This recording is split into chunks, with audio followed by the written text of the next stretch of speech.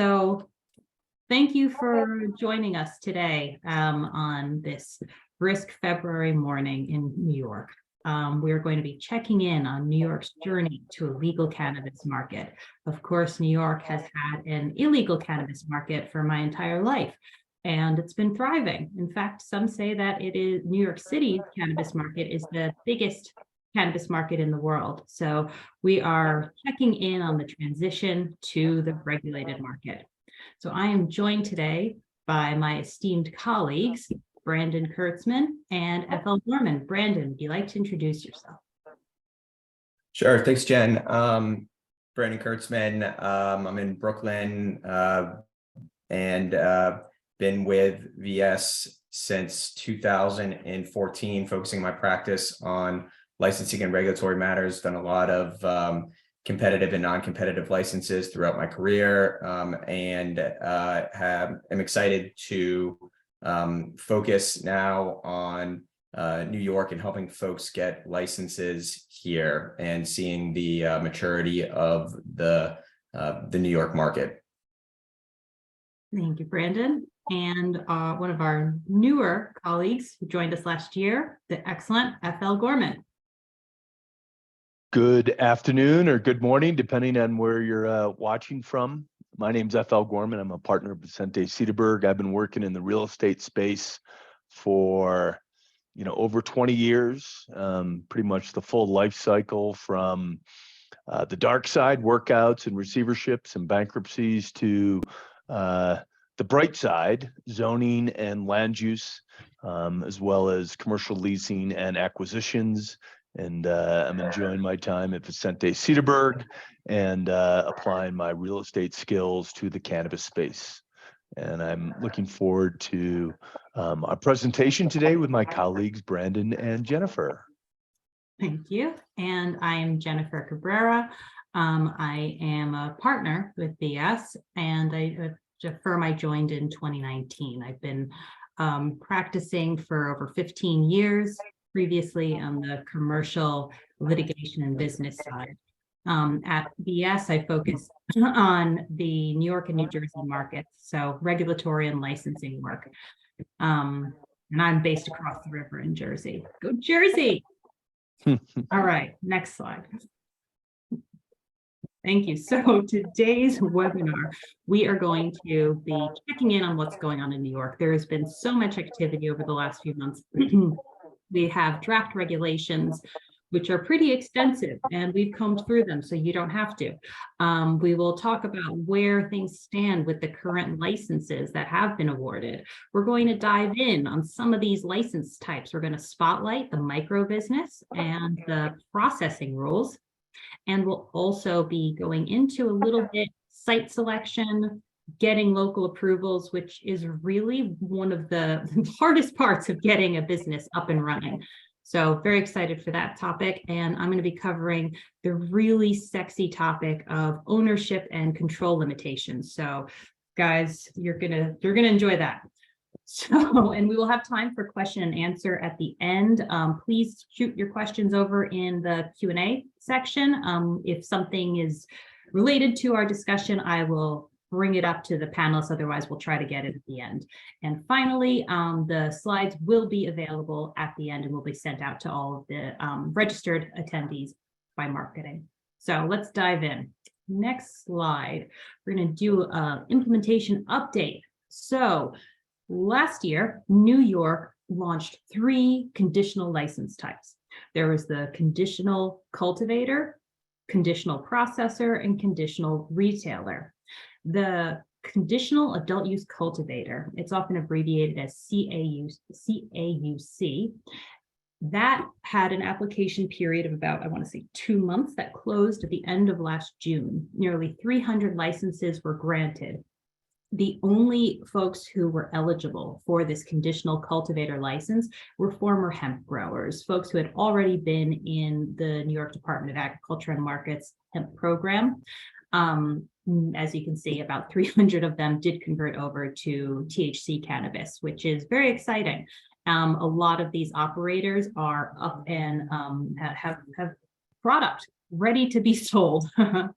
Then we have the conditional adult use processors. Similar to the cultivators, these are folks that already had hemp extraction licenses or hemp processing licenses. There were two different types of hemp processing license. The type of adult use license you got according to it.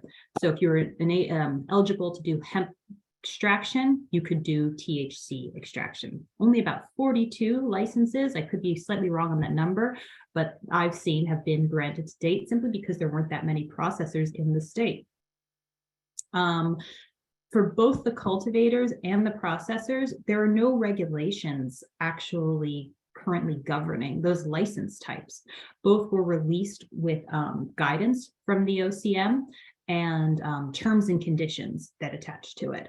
But so the current regulations that are pending in the state would apply to cultivators and processors, but those regulations aren't in force yet. So for these two license types, they operate in a kind of limbo. So moving on to the next slide, the conditional adult use retailer. This was a really interesting license type that New York came up with. There was it was actually a little less than 2 month application period last summer. It closed September 26th. I believe over 800 people applied. The only folks who were eligible for this license, which is often called the CAURD license, as most of you probably know, you had to be a justice involved individual. That means somebody who had a past cannabis conviction in New York State. It could not be federal, it could not be in another state. If you had this past cannabis conviction and you had qualifying business experience, you were eligible for this license. Again, the period has closed and about 66 applicants have been approved to date, 2 of which are open, both in New York City. Housing Works and SMACT are both open, though many more are in the process of opening. As you can tell if you've been looking at community board meetings, meeting agendas in New York City, pretty much everything downtown or it's really south of 50th Street is they're moving forward. So we're going to see many more of these CAURD applicants opening up. The CAURD license does have regulations that govern it. New York released draft regulations, which went through public comment and were final version of which was adopted last August. So they're subject to those regulations, and those regulations for the lawyers among us were really a preview of what was to come. So there's also a number of guidance documents that have been issued for the CAURD license, including a fairly recent delivery guidance document from December, I want to say.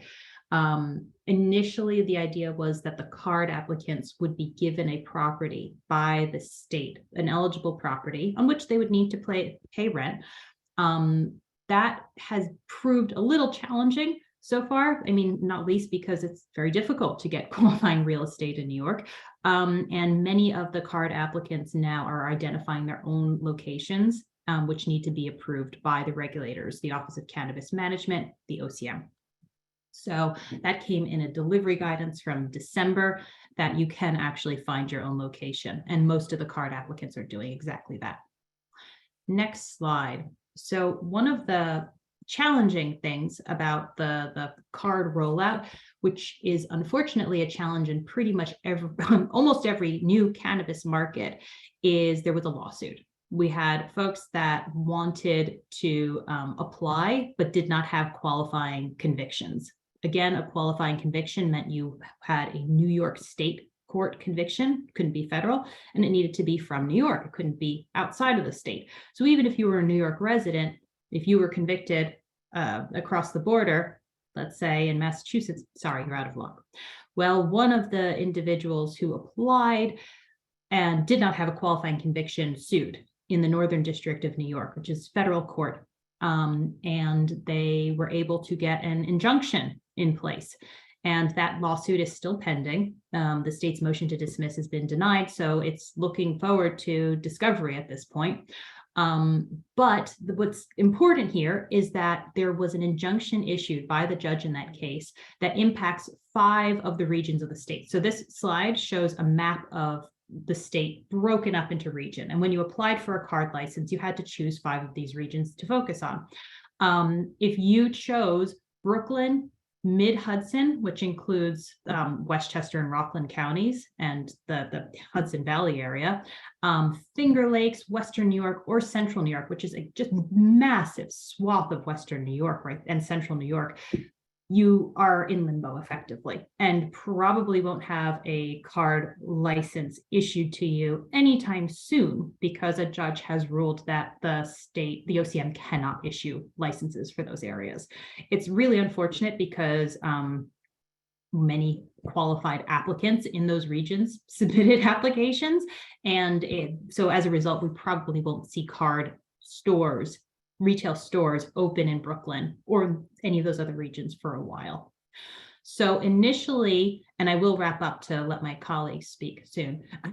Initially, the state was looking at issuing about 150 CAURD licenses that were going to be distributed across the state. I include the numbers that were being issued last summer. This is actually from our webinar back in August, I want to say. I don't remember actually when Michelle, Steve, and I did that webinar. But either way, they were looking at about 85 licenses for the entire New York City metro area, another 20 to 25 in Western New York, and so forth. That's now called into question, not least because Western New York is not going to get any licenses for a while because lawsuits take a while to make their way through the legal system.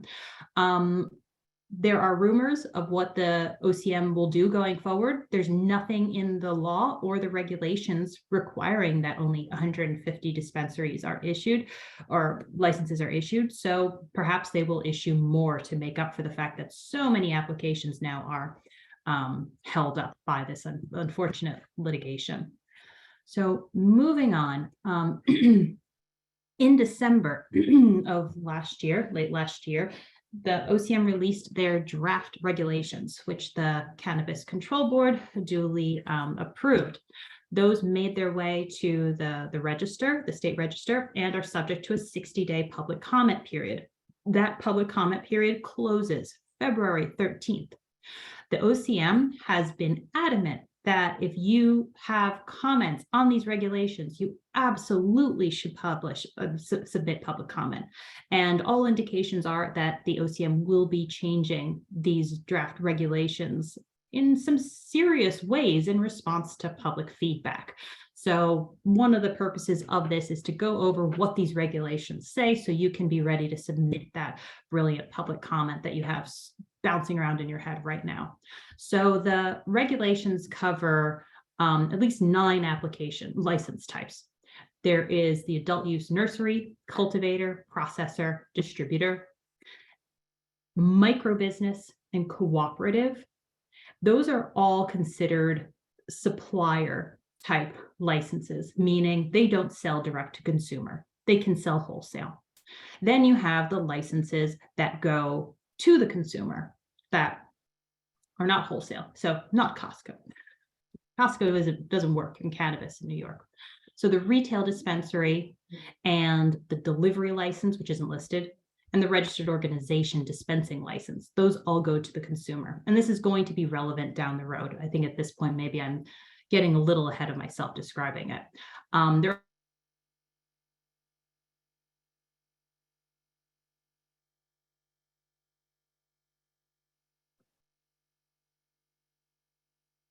Freeze frame on Jennifer, possibly.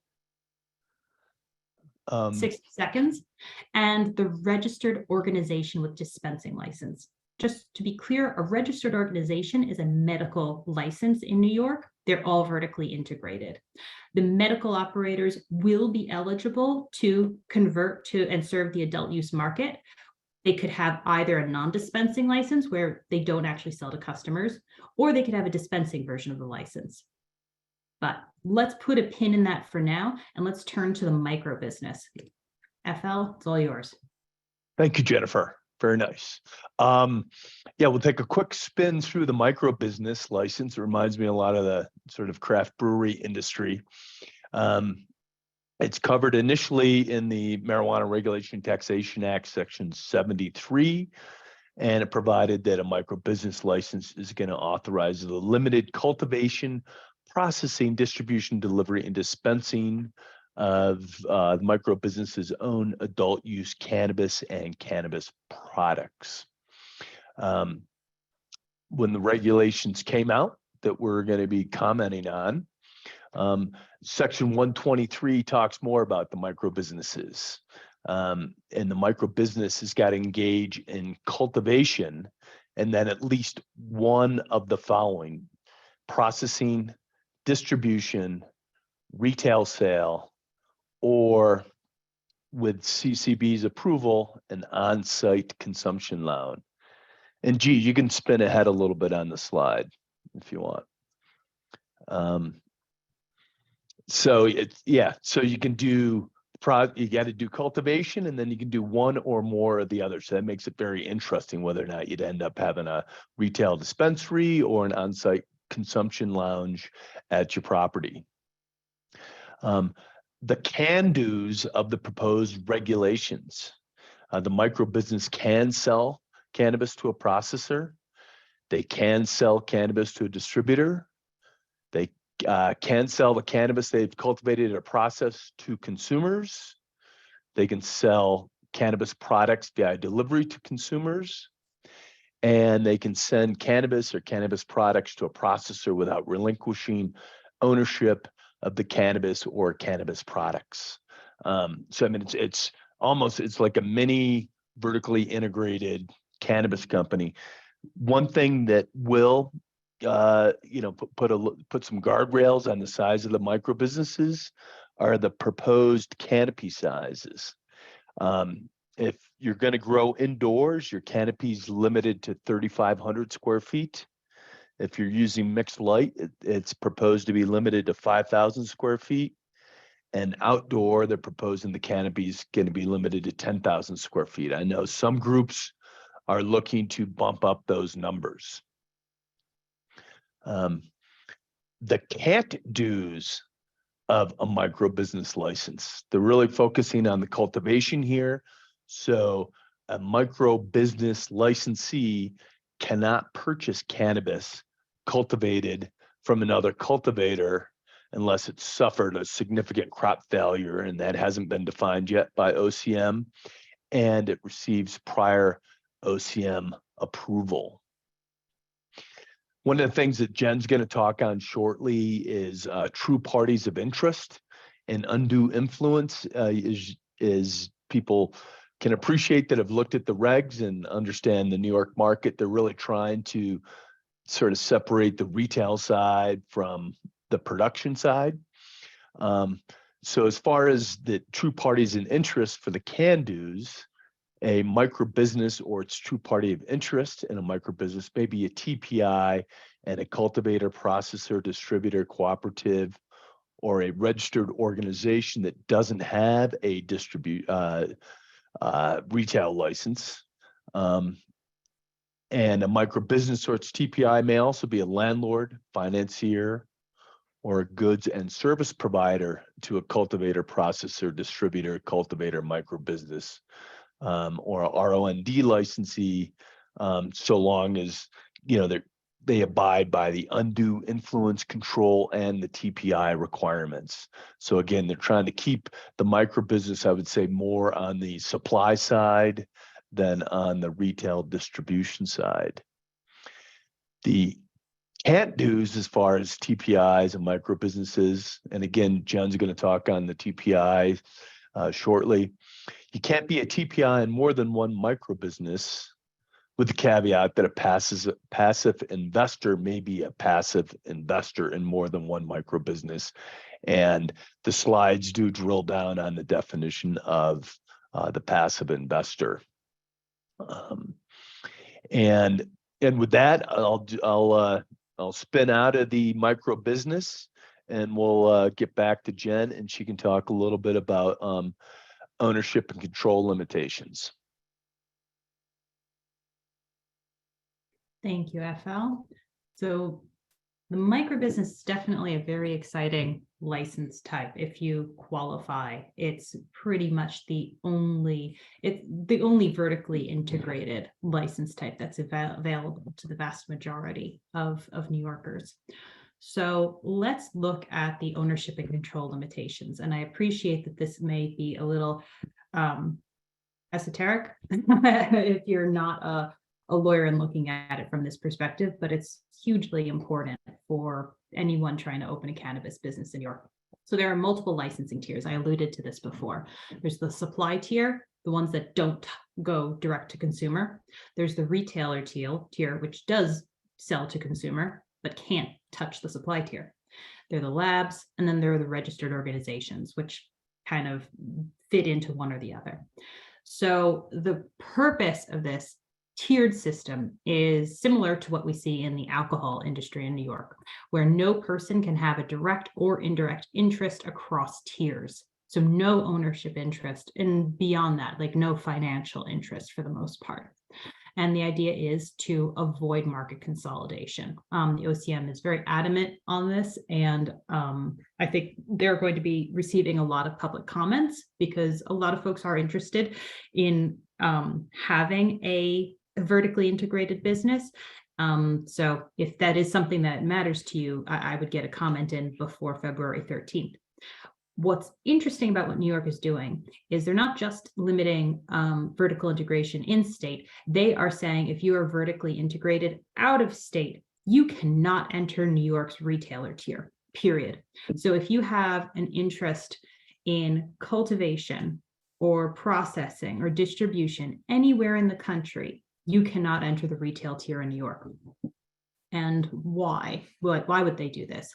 The concern is basically looking ahead to federal legalization, so that, yes, they can prevent the New York market from being vertically integrated right now, but once federal legalization occurs and there's interstate transport,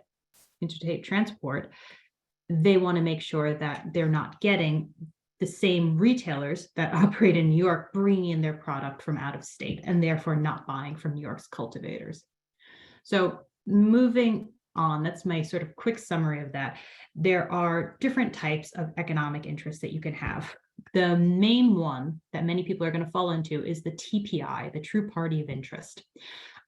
This means anyone with a controlling interest in a license. That's what's defined as a principal in New Jersey. It's an officer, a board member, a director. If you are the president of an organization, obviously you are a TPI, you have a controlling interest. Anyone with an ownership interest, and there's no de minimis threshold here. So it doesn't just mean anyone over 5% or 10%. Like New York has this concept of a passive investor that exists, but even if you're a passive investor, you're still a TPI. Also, you're a TPI if you have a financial interest exceeding 10% of revenue. Basically, if you have an interest in the license holder that exceeds 10% of that license's revenue annually, or 50% of that license's net profit annually, or $100,000 in payments annually from that license holder, you are considered a TPI. Now, there is language that suggests that you are exempt from this if you are a standard goods and services provider. Let's say you're a contractor or HVAC servicing, or a lawyer or an accountant. Typically, you're not going to receive 10% of revenue, but you could potentially receive $100,000 in payments annually. And if you're dealing with a company that is pre-operational, you could very easily get a large chunk of that company's revenue. So right now, the regulations suggest that you could be considered a TPI if you are a lawyer receiving in excess of these numbers. That is one area where I think we're going to see a lot of folks issuing public comments because that's problematic. Now, what's the significance of this? If you are a TPI and a license holder, you can't operate across tiers. That means if you're working with a retailer, you can't also work with a cultivator, period. So you can't be a TPI in both. Even if you're not a TPI, there are other things you can't do. You can't have management services agreements across tiers. So you can't have MSAs with retailers and cultivators. Nope, just not allowed. Now, there are other license types, other financial interests that you can have across tiers. Those include being what the regulations call a financier, financier, I don't know, I say financier, or a lender. Probably not a TPI, but if you have an ownership interest or you're getting 10% or more of revenue, the 10, 50, 100 that I just mentioned, you're a TPI and no longer allowed to lend across tiers. The same goes if you're a landlord. You can't get points on the license, period. Once you get points on the license, you're a TPI. And that means you can't rent property across tiers. What I mentioned before, goods and services agreements. Certain types of agreements are considered exempt, like the HVAC company, the security company. You just want to make sure you're not receiving too much money from the license holder or working with them in a lean year. And that's one area, again, where we'd like to see some change in the regulations. So that's quick skip through these limitations to bear in mind as we move ahead. So Brandon, I want to turn it over to you for the exciting world of cannabis processing. Thanks, Jen. I thought it would be interesting to first kind of provide a landscape of what currently is happening in the processing world in New York before I get into some things about the draft regulations and guidance that's out there that obviously, we would encourage people to review and comment on if they deem it necessary to do so. But if you're looking at the current landscape right now, all of the cannabis flower is being produced by the conditional cultivators. So there's around 300 of those that are currently licensed. And according to a survey that was taken by the OCM, they produced 320,000 pounds of cannabis buds and then 80,000 pounds of trim. That was harvested in 2022. And that's really the beginning of the supply chain in order to create the cannabis products that ultimately will end up in the stores. So there's 42 licensed conditional processors right now. I'm not sure of the number of those licensed, how many are actually open and operational. Those are the ones that are taking these products and turning them into, or taking this bud and trim and turning them into cannabis products. And then, of course, there have been 66 approved conditional retailers, 2 of which are open, Housing Works and Smacked. Obviously, congratulations to both of those companies for being first movers and getting open. It's a huge accomplishment. Interestingly, if you look at the menus of those 2 companies, what you will see is sort of a limited number of cannabis products to what you would see in a more mature market. The products basically consist of branded flower, branded pre-rolls. There's a branded sparkling water, some gummies, and vape cartridges. And these are all products that are being produced by these conditional adult use processors. But you can see, based on looking at these menus, there's a limited amount of brands and a limited amount of variety that you're seeing.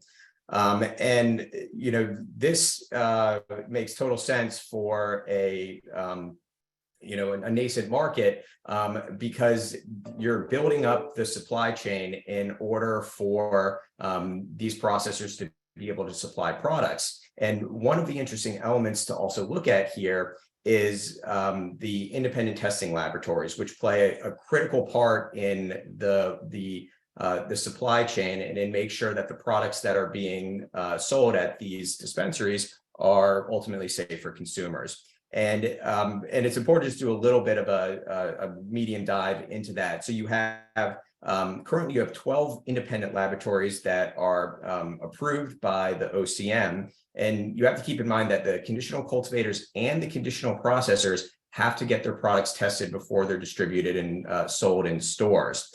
Now, of those 12, I believe that only 2 are currently capable of doing a full panel of testing, meaning they can provide all of the testing requirements necessary for these products to ultimately get into stores. And so because you have this limited number of independent testing laboratories who are responsible for basically testing all the product that is ultimately sold, you basically have a bottleneck of testing.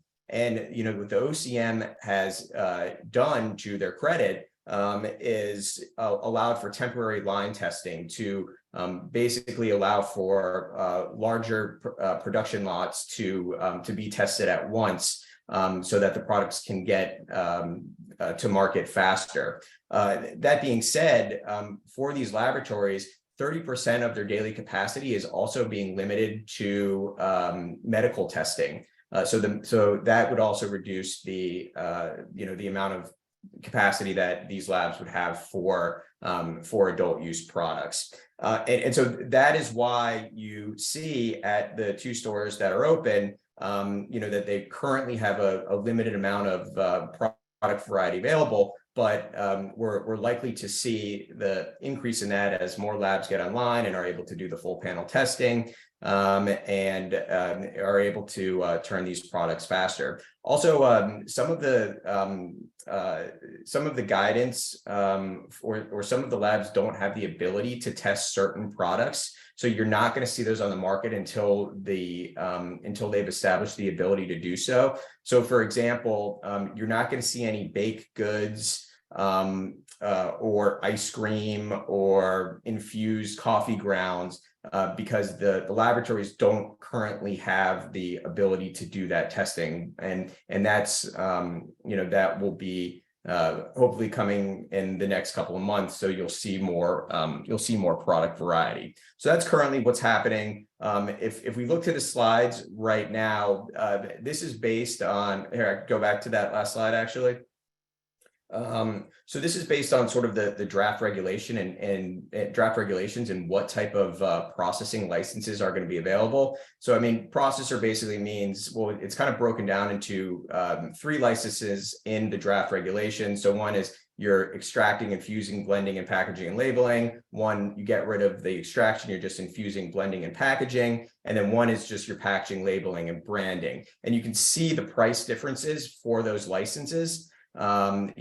As you do less stuff, the license is going to be less expensive. At this, the New York State Bar Association, they have a cannabis section. They did an event a few weeks ago. Axel Barnaby, who is the OCM's chief of staff and senior policy director, spoke there. And he actually also alluded to possibly a 4th type of processing license, where it would be if a brand wants to enter the New York market, but doesn't necessarily want to do any of these things. They basically just want to enter their brand and then partner with somebody to do their white labeling or creation of their product.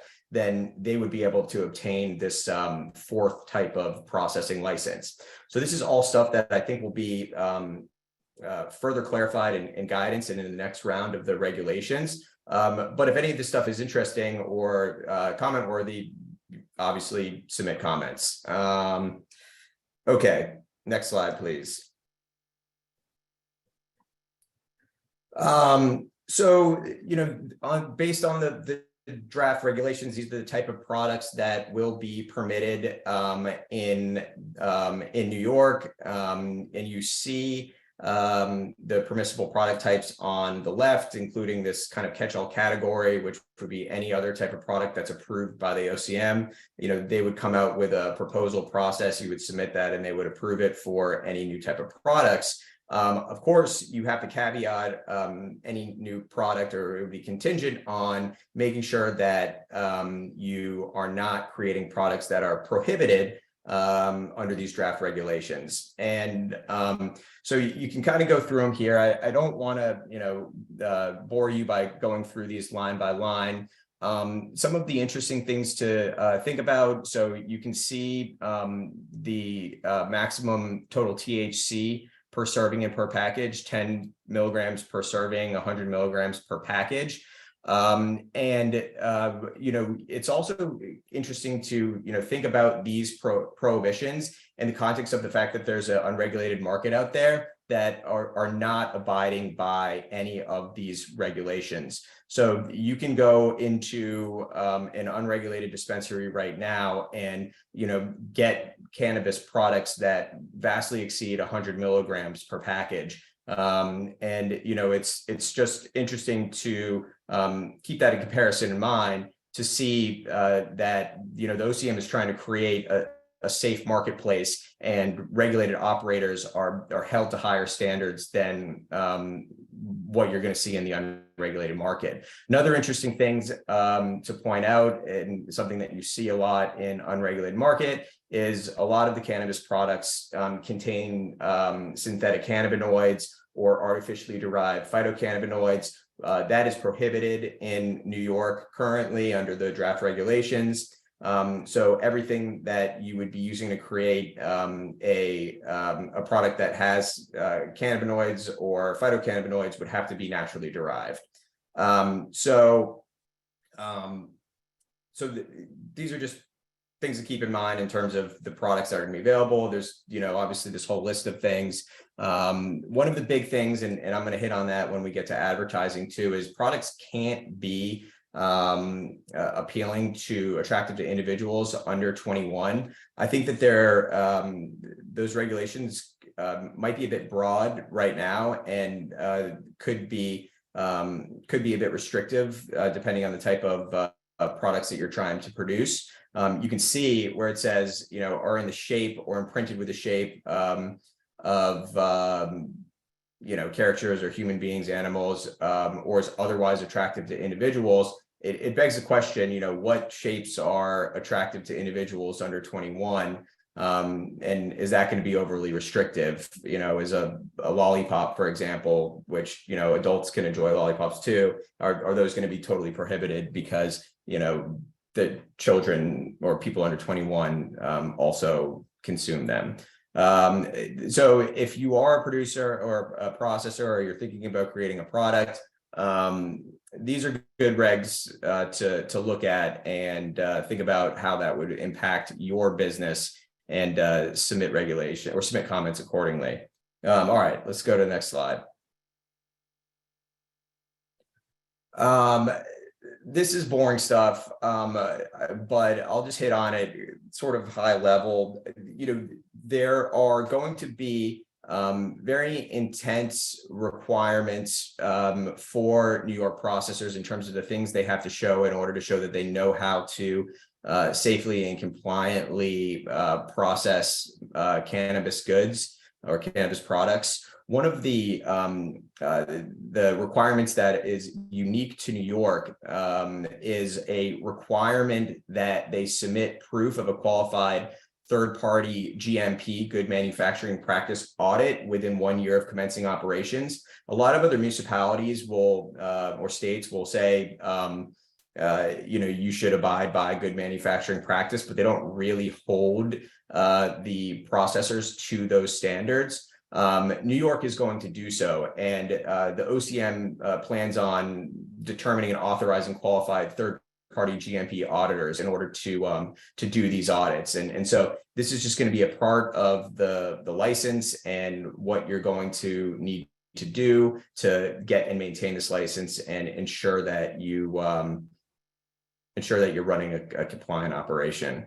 I just listed some of the other things that you're going to need, like a GMP plan. I just mentioned that, quality assurance, HACCP plan, and then some of the steps at the local or state level that you'll need to get this license. So I would, take a look at those at your leisure, and I think that's it for this slide. All right, so let's products and advertising kind of go hand in hand, because the products and the packaging will have to be compliant, and I think that advertising is a major part of any business. So it's good to know what's going to be expected, and so you can develop your marketing strategy accordingly. The CCB has proposed marketing and advertising regulations. As we've talked about, they're not yet effective. Once they're adopted, that's going to be the primary rules that licensees must follow. But for now, they provided a guidance document which provides the rules for marketing and advertising of cannabis businesses and products. And the whole idea here is that if you aren't if you don't follow these rules, then you risk having your license canceled, suspended, or revoked, or other enforcement actions. Maybe those are fines. You are going to be held to strict standards by the regulators. As they continue to grow and create their processes for enforcement, you should expect to be held to these standards. So let's go to the next slide. So big takeaways.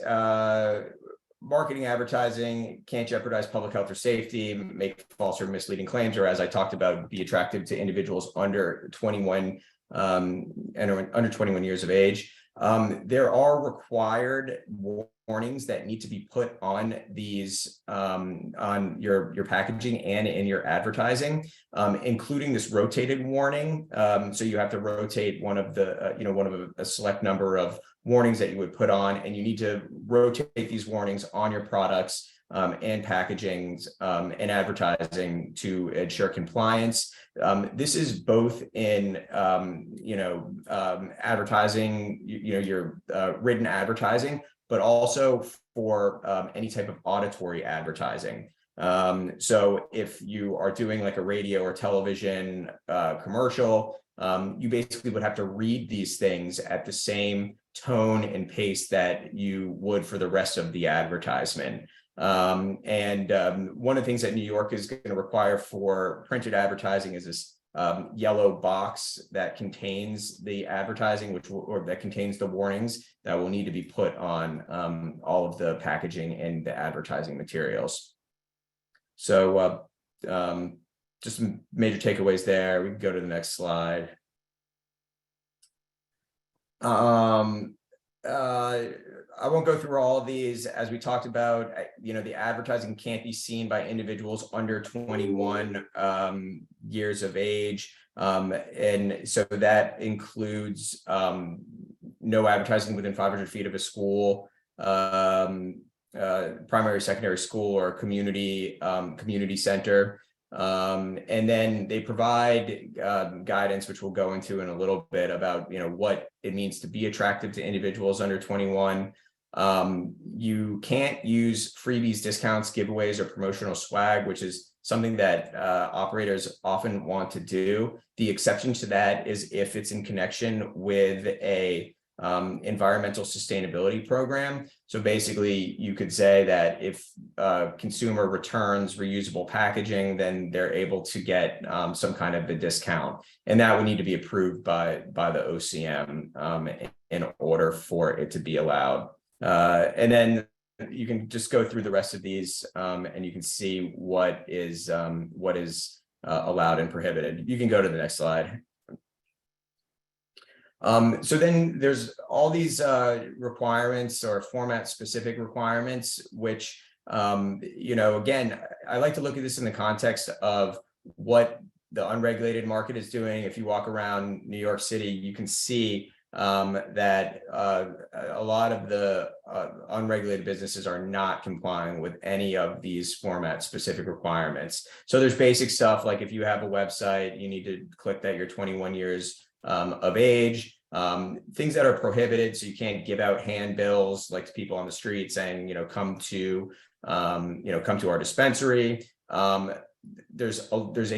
There's a lot of restrictions on signage, including no billboards, and which businesses are allowed to have signs and how many signs they're allowed.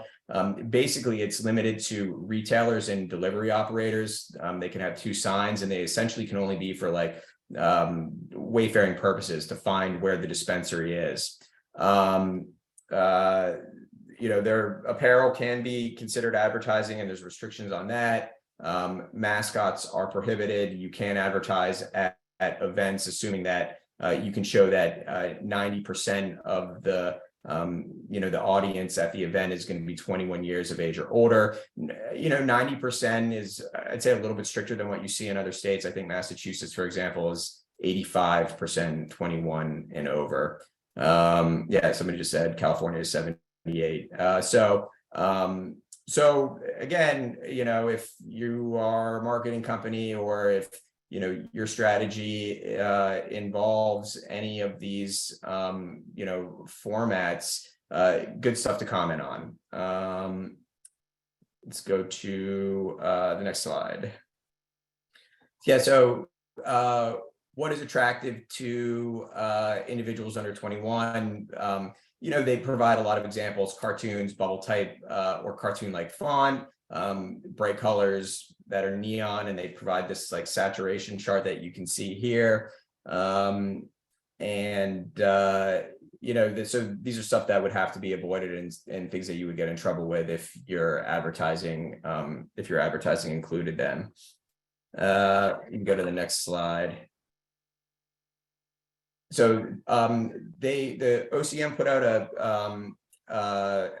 a advertising and marketing compliance or guidance document, and so this is what they provided for the fonts that could be compliant or are not compliant based on the attractive to minors, or not minors, people 21 years of age and older standard. So just for everybody's edification there, you can take a look, and this is in the document that you can get on the OCM website. And all I would say, so just to finish up, talking about comments and commenting on these regs. So the OCM has been great at providing avenues for people to comment on the regulations. For example, tonight they're doing a live LinkedIn session at 5 p.m. Eastern time. So if you just go to the OCM's page on LinkedIn, you would be able to attend this, and they're going to talk about the regulations. And I believe there's going to be some ability to provide or ask questions and provide feedback. So I think they're taking this seriously, as FL and Jen mentioned, and it's a good opportunity to be heard. And with that, I'll turn it back over to Jen. FL. Sorry. Nice, Brandon. Good job. I'm going to talk a little bit on site selection and governmental approvals for retail dispensaries.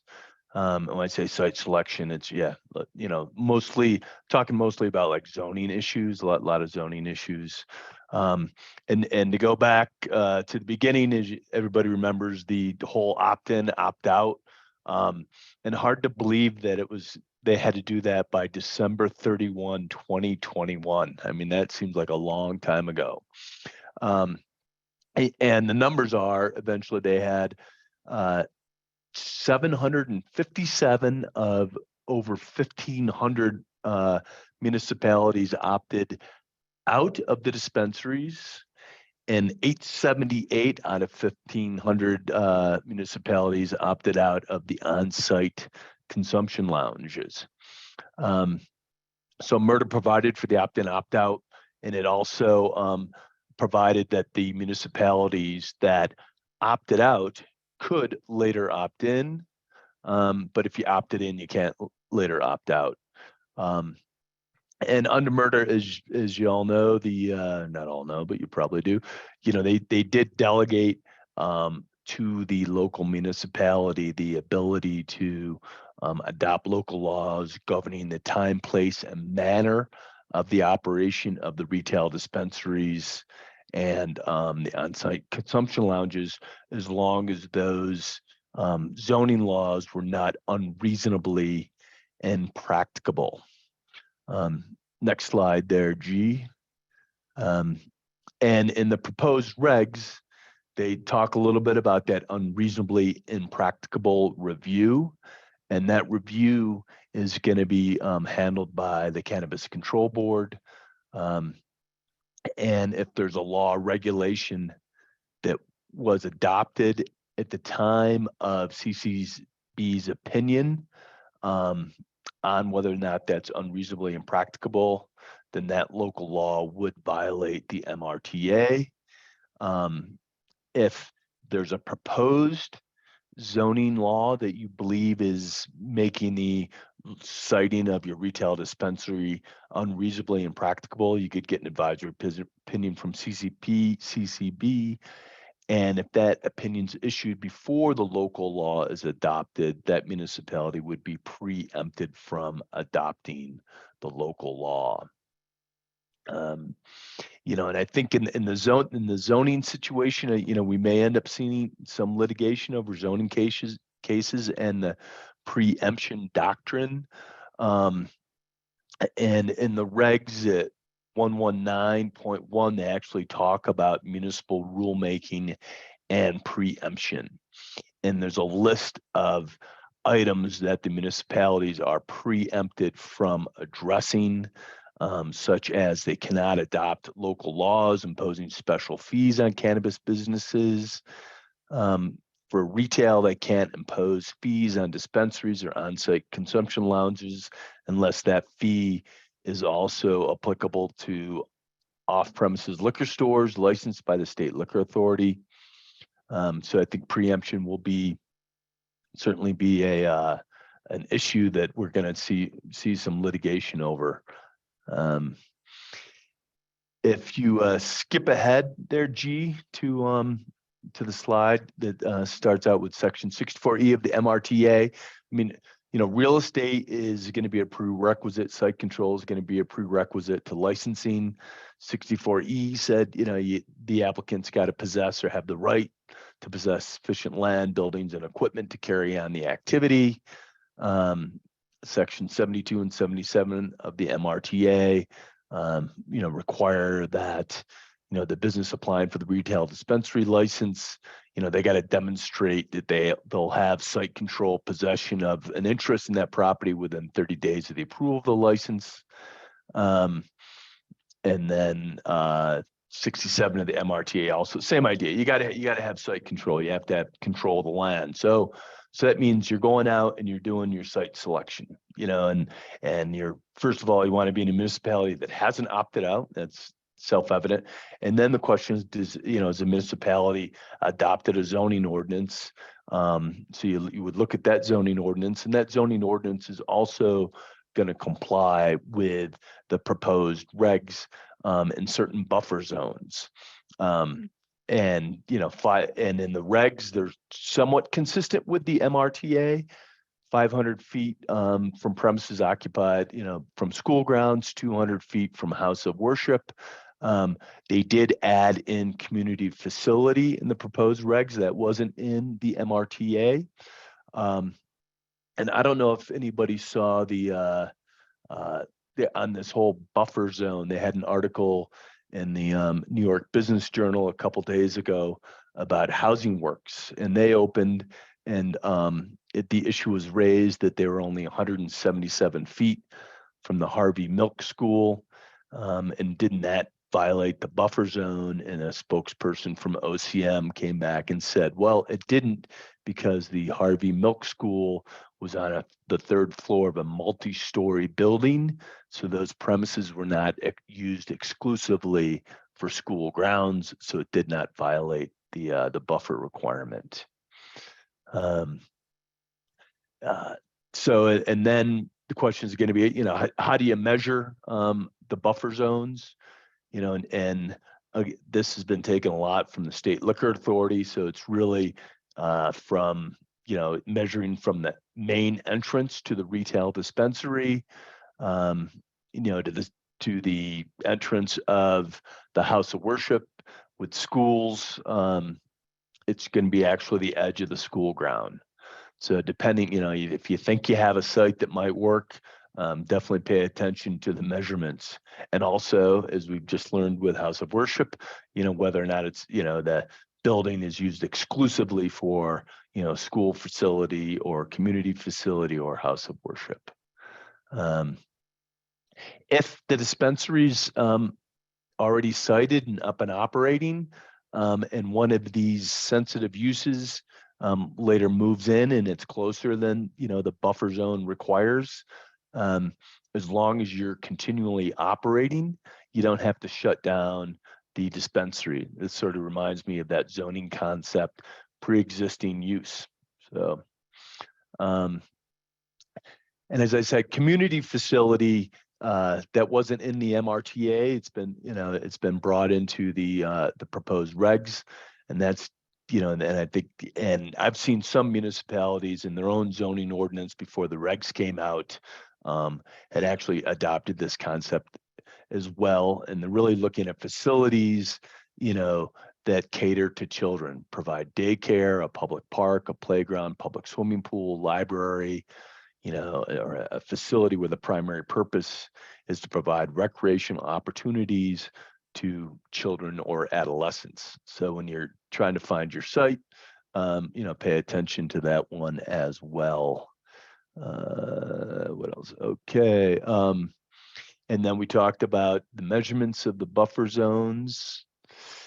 So they came out with a adult use guidance in October for the CAURD licenses. And I think a lot of this may ultimately apply to when you're trying to get your retail dispensary licensed. And some of the things that you're going to have to submit to OCM, you're going to need to have, you're going to have an engineer or surveyor involved, because they want to see the location of the licensed premises. And you're going to need a floor plan of the building, activities in each area of the licensed premises. They'll want to see a clear delineation of the parcel boundaries, any physical boundaries, the roads, water crossings. They'll want to see location of sanitary facilities, the perimeter dimensions, entrances and exits, documentation that the dispensary meets the requirements placed on its location from the local zoning authority.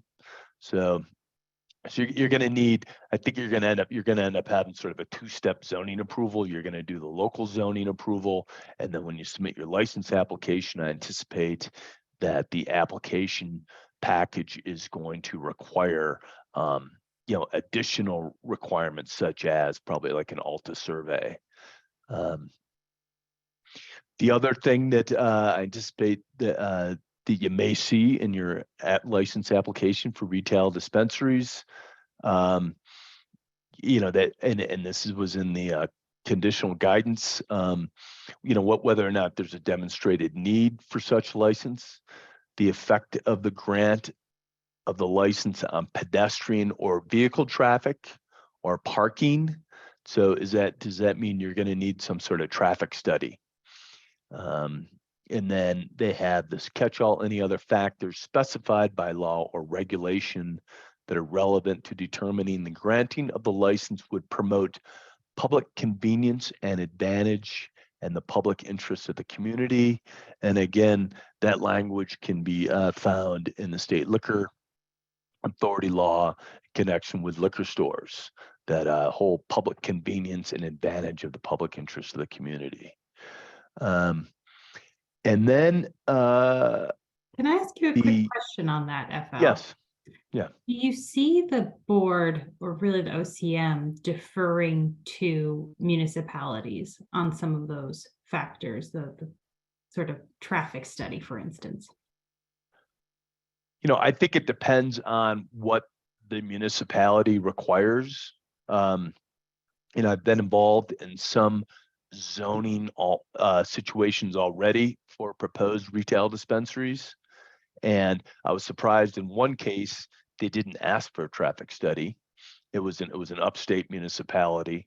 I think if the municipality looks at some of these items, maybe they'll just incorporate it into their approval, and that may be actually the more efficient way to get your project approved by the state. But if the municipality doesn't require some of these extra studies, I can see having to submit that as part of your application, as like the second step or the check on the zoning approval. I'm sorry to cut you off. I see it's 1:59. Any final thoughts on site selection before we? Notification to municipalities. You got to give a municipality notification, at least 30 days ahead of time, or your community board. And you got to file certain information with the town, city clerk, community board, and then OCM is going to address, whatever the municipality's comments are as far as that particular site. Awesome, thank you. Well, I You're see welcome. that we've gone a little bit over, so just to close things up, timeline for licensing, could you go back to the last slide? Yeah, thank you. Public comment has closed on the cannabis laboratory proposed regulations, the revised ones, as well as the packaging, labeling, marketing, and advertising regs. So if you wanted to get a comment in for either of those, I hope you did by Monday. Then February 13th is the closing date for public comment on the adult use regulations. If the OCM issues revised regulations in response to those, there'll be another 45 to 60 days of public comment. Right now, we're hearing from the OCM that they're anticipating licensing to open around August, September. So there's going to be a while of back and forth getting these regulations finalized. And here at the bottom of the page is where you can submit comments to. Next slide is a page of resources that we discussed in today's presentation. Again, these slides will be emailed to all of the registered participants. And if you'd like a copy, please email us. Just skip forward to the very last slide. Q&A, I've done my best to answer questions as we were going through, but feel free to email any of us directly. So Brandon Kurtzman, Ethel Gorman, and Jennifer Cabrera, thank you all so much for your time and enjoy the rest of your February Thursday.